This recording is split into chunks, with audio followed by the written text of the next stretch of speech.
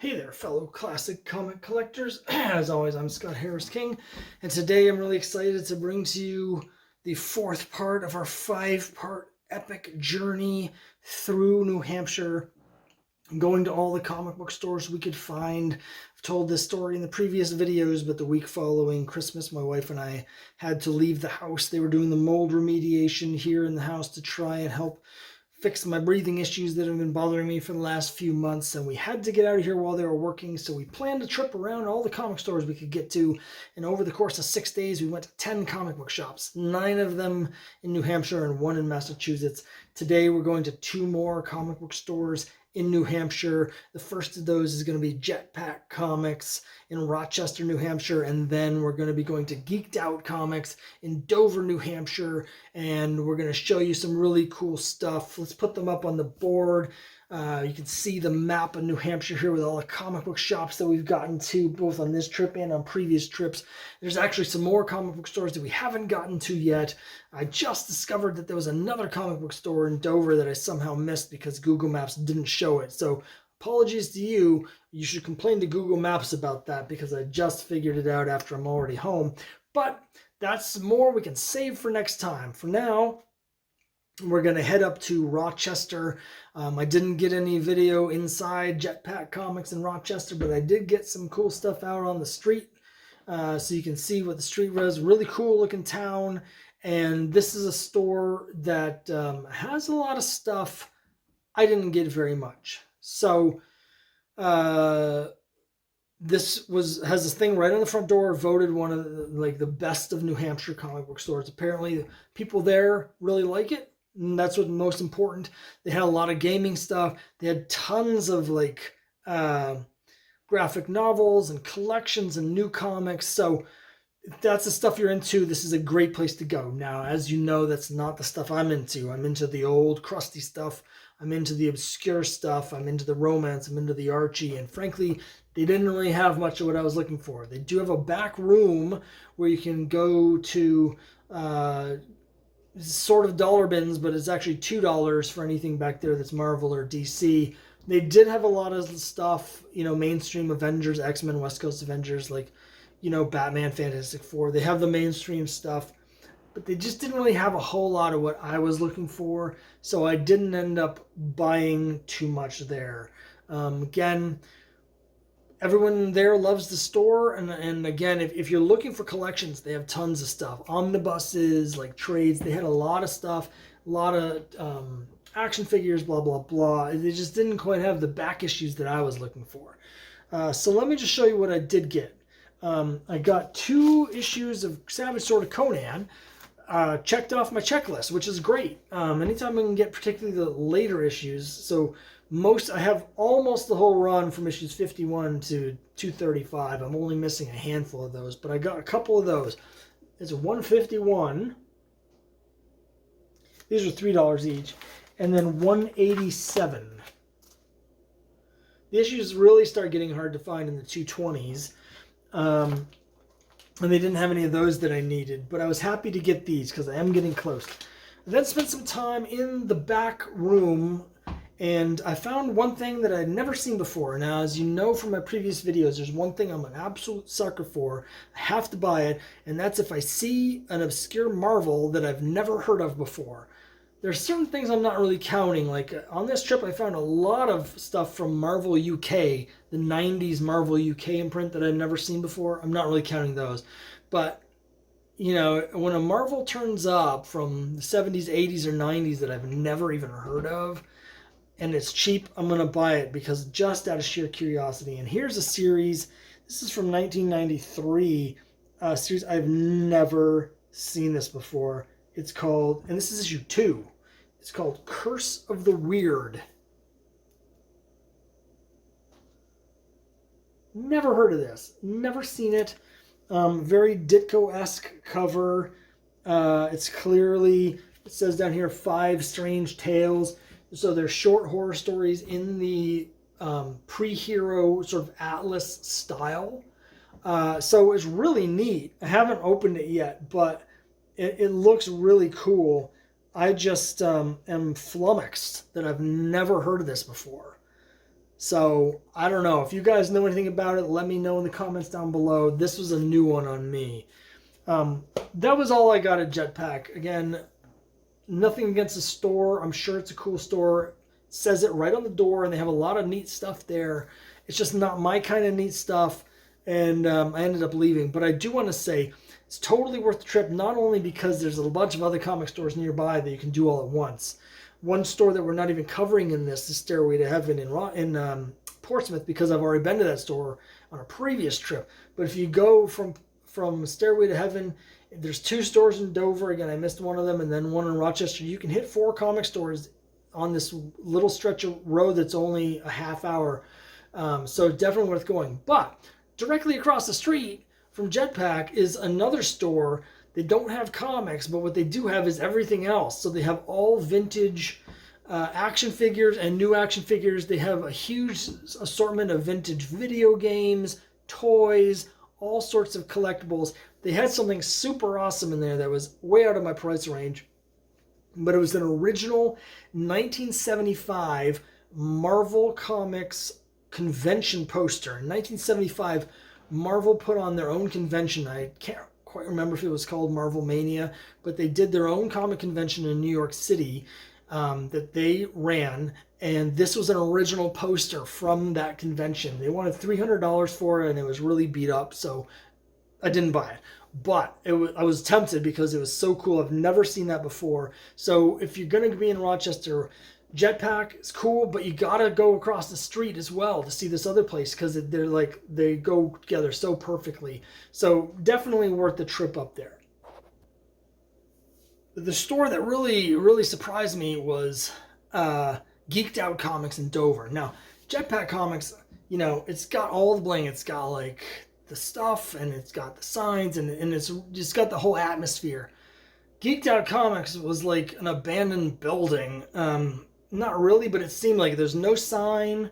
So it's just this building that's sitting over here, and it was mostly empty, but I did get some great footage on the inside. And as you can see, even though the space is very open and empty and there's nobody else in it, they have a lot of cool stuff. They've got a lot of keys, and they have a lot of back issues, and they have a lot of dollar bins, and these dollar bins paid off. So I was so excited. You know how much I like dollar bin diving. I found some cool stuff. It's going to be available to you guys in the dollar bin trading challenge at some point. Got some really neat stuff. So let me just show you the cool stuff I bought. Now, out of the regular bins, I got this. It's mid-grade. It was $10. It's X-Men 184. I showed you one of these on a previous video. It might have even been in New Hampshire. On a previous trip, I bought a copy of X-Men 184. This is the first appearance of Forge. And again, my motto is, for speculating, buy stuff you love, and then if it doesn't go up in value, you haven't lost anything because you've already got something that you really liked. So, in this case, Forge is maybe my favorite member of the X-Men. I know that sounds weird to some people, but I think Forge is a great character, really underutilized. And this is starting to pick up just a little bit. I'm noticing issues of X-Men from the early 80s. There's huge print runs. So the print runs on these, they were selling like 400,000 copies. So there's a lot of copies around. That's held the value down a lot for issues of X-Men between after Byrne left. So like, say 144, up to Mutant Massacre, those issues have always been dirt cheap because there's so many of them and nobody's had an interest in them. But there's certain issues that are perking up. You look online, this is starting to be a $15, $18 book. Again, it's mid-grade, but I'm going to keep looking for these. If I can pick these up for a reasonable price, I'm going to keep buying them because I'm a big fan of Forge. And, if at some point he's used in a movie or, becomes more prominent in the comics, then I think we could see some movement on this. And if not, well, then I've got a bunch of first appearances of a character that I love. So win-win for me. So I got this $10, and then after I got this, I spent a lot of time going through the dollar bins. Let me show you, let me just sort this out a little bit, because there's different sections of the dollar bin finds. Okay. we're going to start with this. It's Outlaw Kid number 11. So, not the easiest series to find. I don't really collect Westerns, but frame, a Marvel frame cover, love it. It's not a reprint. New material, Mike Friedrich. Maybe it is a reprint. Actually, now that I just said that out loud, Mike Friedrich. Doesn't matter. It's really cool work. And I obviously don't know much about it because Marvel Westerns in particular aren't really my bag. It's lower grade. It's got a lot of non-color breaking wrinkles on the cover that you can't really see. But it was 50 cents. So these 50-cent bins, not even $1, 50 cents. So I had to pick that up. At some point I'll move this along to somebody else, but I just thought it was really cool.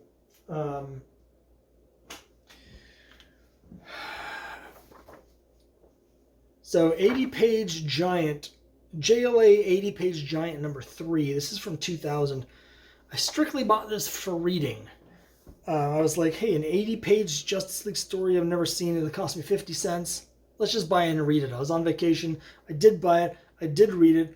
Apparently it's the first and only appearance of a character by the name of Moon Maiden, which is a little odd because at the end of this issue, it's one of these things where she was a member of Justice League, but everyone had forgotten her because of some sort of cosmic disturbance.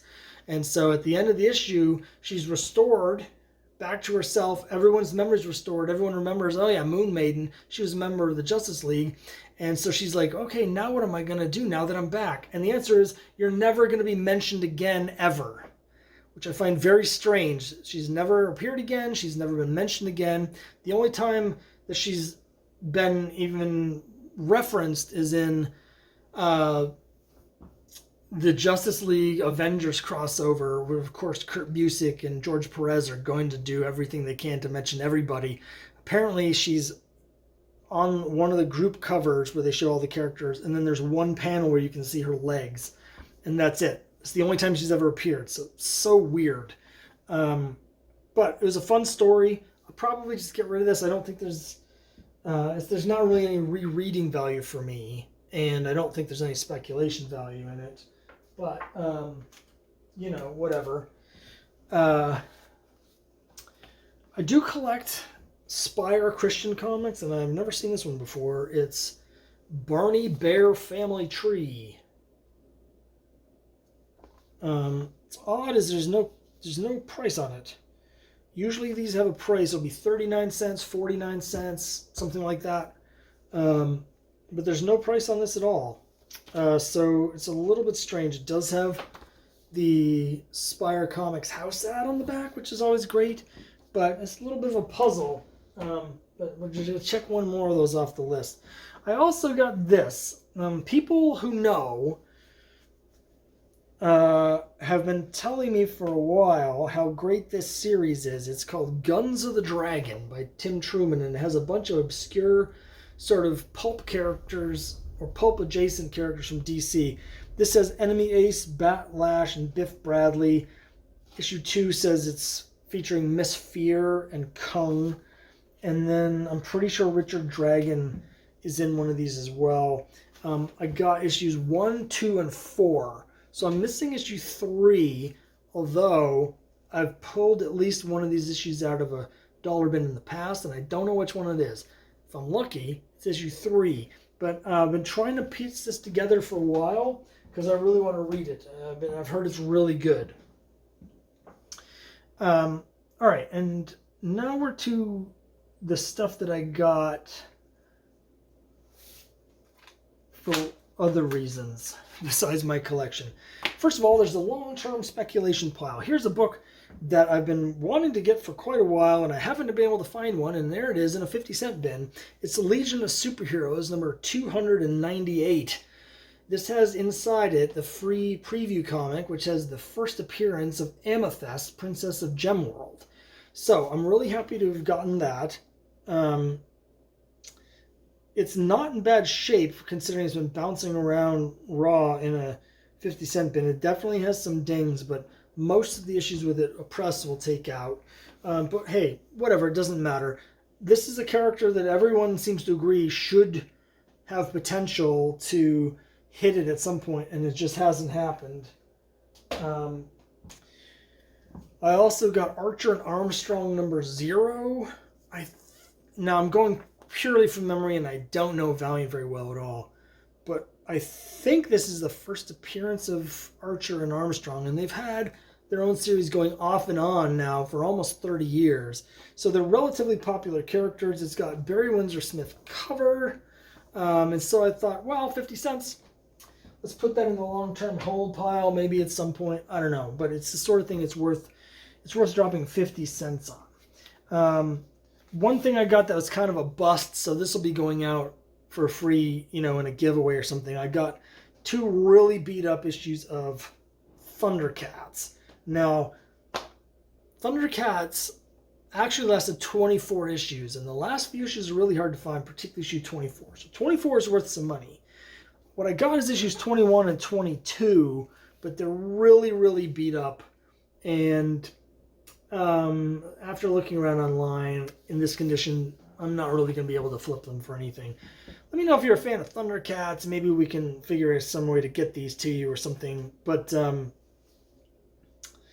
yeah, I was hoping that these would have some value. They don't. No big deal. No big deal. But I did find several things that are going to be going in the Dollar Bin Trading Challenge. You know how much I love Dollar Bin books. Just looking for them. I've been trying to find more stuff because, that's the way the challenge works. I need to find the cool things so I can trade them out to you guys. And anytime I get below 20 books in the trading challenge, I can fill those empty slots back up to 20 with more books from Dollar Bins only. So I need to keep finding cool stuff. Now, I don't have anything in here that's like super valuable, but I found a number of books that are kind of valuable, and we may be seeing them at some point in the future. Let's start with the most recognizable. Now, this is really beat up, so bear with me. But it's Spectacular Spider-Man 64, the first appearance of Cloak and Dagger. Now, the cover's detached. It's got a little piece of the cover missing on the bottom. And it also has some rat chew or something, bug chew, and there's a hole right through the top of the book. Doesn't affect the story. So there's some problems with this. I've been doing a little bit of looking online, and I found a copy that also had a detached cover and had been folded in half that sold recently for $20 on eBay. I'm feeling like that's about right. With these key books, there's often a floor. Like if you want to get an entry-level book, you're going to pay a certain amount regardless of grade. 15 maybe, but I feel like 20 is actually a reasonable, considering the book is 130, 150, whatever, in nice condition. So we'll see. I probably won't put this in the trading challenge right away, but it's something I'm going to sock away, and it's just cool to find it. You don't expect to see like a legitimate key in a 50-cent bin, so I was happy to get that. Here's a book that I think my timing was right. It's a nice copy of Spectacular Spider-Man 178, which I've never heard of. However, there was a huge run of Spectacular Spider-Man in the 50-cent box, so I did a little bit of searching while I was there in case I was missing something I didn't know about. And this is a book that's just popped. And the reason that at the time I'm recording this video, by the time this airs, maybe it's no longer popped, because that is how comics works these days. But this is the first appearance of a character called something, I don't know, never heard of her. Doesn't matter. The important part is it's a character who the tease right now is Marvel's teasing this big new villain that's going to be fighting Spider-Man in 2022 called Queen Goblin, which is like a new version of Green Goblin that's a woman. And apparently the person that's going to be Queen Goblin is a character who first appeared all the way back here in Spectacular Spider-Man 178, and now she's taking on this new identity. So because this is new speculation for people, I don't have any idea how much this is really worth. There's copies available on eBay as I'm recording this for $10, $12, but there's also a number of sold copies as high as $30 just within the last day. So that's a little confusing for me. I don't understand why someone's paying the $30 for something when there's another one available for $12. But there's multiple copies that have sold in the last couple days for $20 to $30 each. So this is something that will probably go in the dollar bin trading challenge if it holds its value.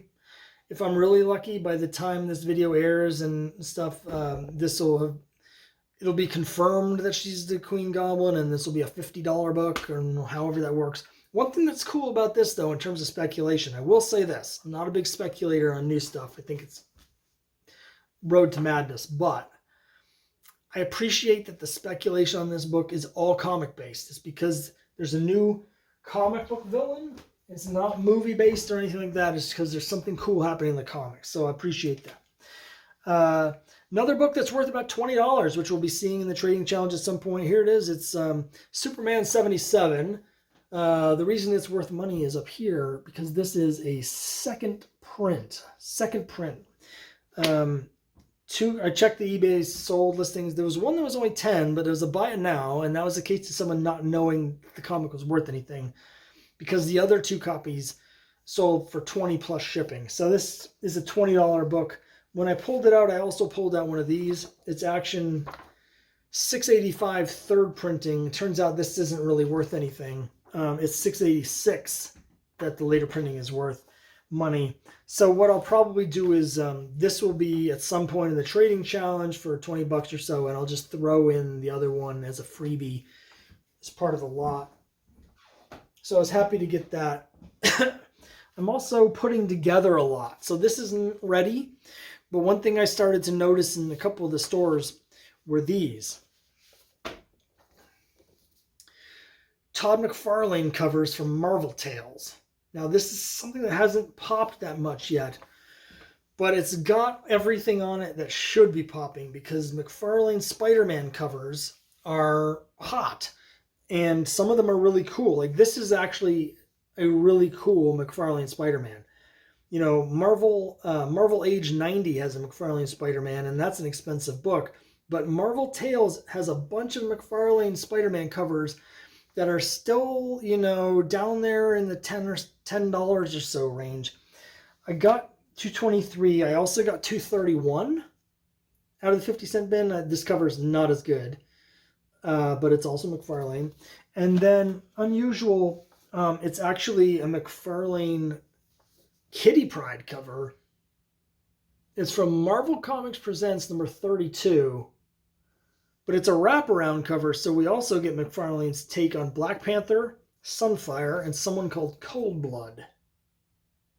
So what I'm going to do is, there was another store that had a couple of the McFarlane Marvel Tales in the dollar bin, and I foolishly didn't get them. But now that I've got these 3, I'm going to start putting a lot together. As I keep looking in 50-cent bins and dollar bins, if I can find a couple more of these, at some point I'll just put a lot together for the trading challenge where we have, I don't know, somewhere between 5 and 10 McFarlane covers from this period that are more obscure and harder to find.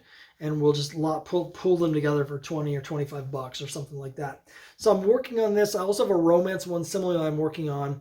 Once in a rare while, I do find romance books in dollar bins. And I know you guys are into romance, so I want to put a lot together of dollar bin romance books that I can bundle for some money. So this is in works. That's for down the road. The one that I'm not sure what to do with, and you guys can give me some guidance on this, because if there's someone out there that really wants me to put these in the dollar bin trading challenge, I may be able to do that. Like we've seen with some of the other books that I've gotten at previous stores on this trip, these are end-of-run books that are worth some money. It's just they're not individually worth a lot of money. They're each worth a little bit, and I got a whole bunch of them. But you don't see these very often. It's a whole pile of Ghost Riders from the end of the 90s series. So here's what we got. Ghost Rider number 80. Ghost Rider 82, 83, 84, 85, 86, 87, and 89. Now,